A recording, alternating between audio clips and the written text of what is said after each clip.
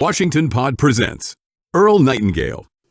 The entrepreneurial adventure is endlessly attractive to those endowed with entrepreneurial spirits, adventurers in varying degrees whose visions of the future tend to be hopeful and enthusiastic rather than defeatist. The entrepreneur is the person who says, "I think it'll be a big success." The non-entrepreneur says, "You're going to lose your shirt." A survey taken many years ago of the most successful people in a large American city turned up the fact that most of their ultimate success depended in large measure on the jobs they had lost. Whether they had resigned or been fired wasn't all that important. And under questioning, those very successful people thought about that interesting fact for perhaps the first time and shuddered to think of what their present lives might have been like had they clung to one of those early jobs which, at the time, seemed so important to them and their families. Now, they're not all entrepreneurs, of course, but they were people with faith in themselves and their ideas, which is the mark of success, wherever it's found. During those important steps in their careers, they were no doubt warned by well-meaning relatives and friends to hang on to that job they had held and lectured on the dark and dismal pitfalls of adventuring off on something as ephemeral and evanescent as an idea. But of course, good ideas are not ephemeral or evanescent, as their status of thought might indicate to the more fearful. They're the most important things on the planet Earth, and it's producing ideas that raises the human being to his or her highest levels of achievement. Ideas solve problems, make our lives infinitely more interesting and rewarding, less dangerous, better fed, better employed, richer in countless ways, and wonderfully more comfortable.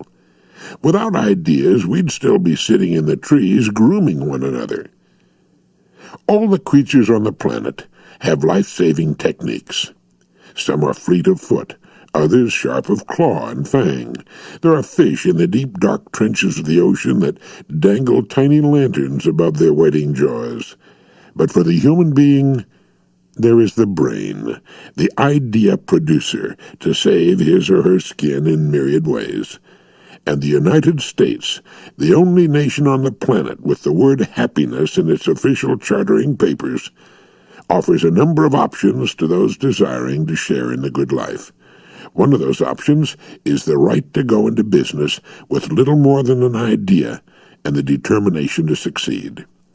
The idea that results in a person running the risks of starting his or her own business depends strictly upon the person's background, education, previous level of accomplishment, and aspirations. For most of us, going into business is a pursuit beset by many problems, irritations, headaches, sleepless nights, long hours, and low pay. Ah, yes, being in business for oneself does not necessarily mean an inordinately high income. On the contrary, it often means very little or no income at all for long periods of time. But once the business hits, whether it takes 5 years or 15, you've got the world by the nether parts. You decide what you're worth in the salary and bonus departments, and the company can pay for much that would ordinarily come out of an employee's pay. On becoming truly successful, it usually takes longer than we realize when we begin. Like the decision to have a child, we seldom take into consideration the length and arduous nature of the contract. But if our idea is sound, and if we are sound, and if we fully understand the concept of service and the importance of working capital and constant upgrading of our product or service, and if we have the perseverance of Columbus, we'll wake up some fine morning to find ourselves one of the competent ones of our generation. We've achieved a kind of independence never known or perhaps understood by the employee, no matter how high he or she may travel in the hushed corridors of executive country. America's top executives working for large multinational corporations usually earn more in salary and perks, stock options and bonuses than the great majority of entrepreneurs. But the entrepreneur has something else. He has control. And once the business is truly successful, which means it's probably in a state of happy expansion, He or she can hire the best executives to run things, while he or she takes a few months' rest in Hawaii or Gstaad, or plays golf in Nairobi, and does a bit of deep-sea fishing in the Seychelles. You say it might take 15 years for that kind of success? Yes, I do. But how long would it take you if you worked for Beatrice Foods or Chrysler? 15 or 20 years, I suppose, if ever. Right. And the 15 years aren't all pain, suffering, and sleepless nights. There's a lot of joy in there, too. There's the joy of seeing your own ideas in action, and of watching your own ideas and efforts win against the competition. There's the joy of watching the money pour in along with the orders. There's a sort of kindly vindication in that. I resigned from CBS and station WBBM in Chicago in March of 1950. My friends at WBBM told me repeatedly what an idiot I was. I had reached the top. I went to work in the beautifully paneled, brass-trimmed elevators of the world-famous Wrigley Building in Chicago. I rubbed shoulders with the rich and famous, and I earned top dollar in my profession. Thousands, no millions, listened while I read the news or read the latest Jell-O commercial. Man, I was on top of the heap. I had it made, and I was only 28 years old. It does little good to remonstrate with an entrepreneur.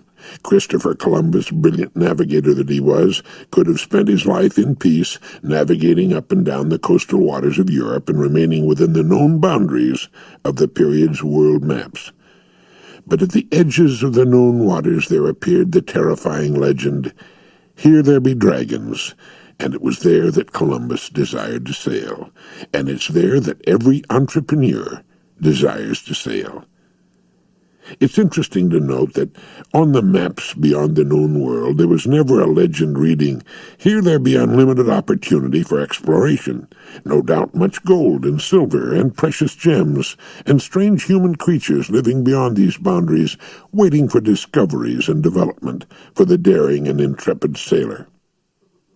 Even though it had always been that way before, no one ever suggested that it might also be that way in still undiscovered areas.